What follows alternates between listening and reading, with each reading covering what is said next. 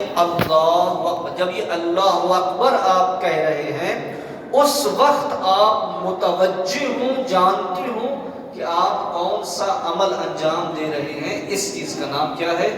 نیت ہے۔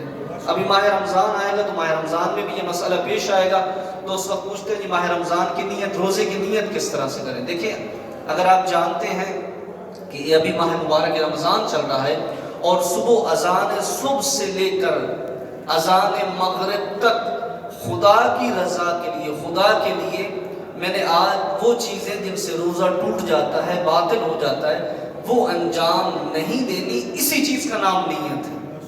یعنی آپ جانتے، باقی جو ہم دعائیں پڑھتے ہیں سحری کے وقت، وہ دعا ہے کہ یہ ثواب ہے کہ سحری کے وقت آپ یہ دعا پڑھیں، افطار کے وقت آپ یہ دعا پڑھیں، بس نیت جو ہے یہ لفظوں پر مشتمل نہیں ہے۔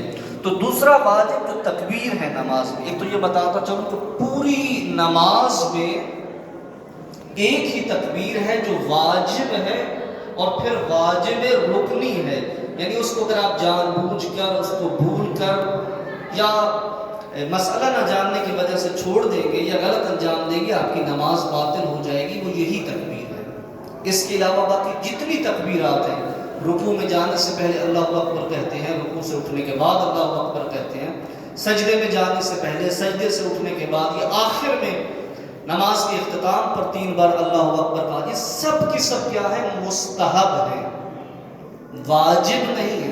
یعنی اگر کوئی شخص جان بوجھ کر بھی ان کو انجام نہ دے، اس کی نماز باطل نہیں ہوگی۔ اگرچہ ثواب ہے کہ انسان کو نماز میں مستحبات بھی انجام دینے چاہیے، لیکن واجب نہیں ہے۔ بس یہ پہلی تکبیر جو ہے اور رکن نماز ہے، اس کے لیے ایک شرط یہ ہے کہ یہ کھڑے ہو کر کہی جائے، قیام کی حالت میں کہی جائے۔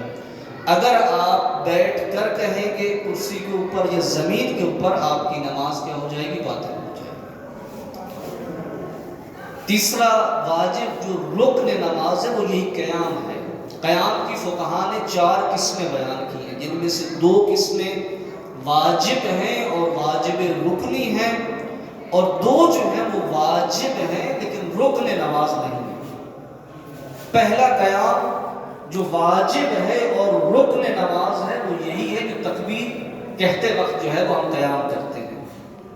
اگر اس وقت صورت میں میں نے کہا ہے کہ اگر آپ بیٹھے، اس صورت میں آپ نے جان بوجھ کر کھڑے بھی ہو سکتے تھے کرسی کے اوپر یا زمین کے اوپر، آپ نے بیٹھ کر یہ تکبیر کہی ہے تو آپ کی نماز باطل ہے۔ دوسرا قیام جو ہے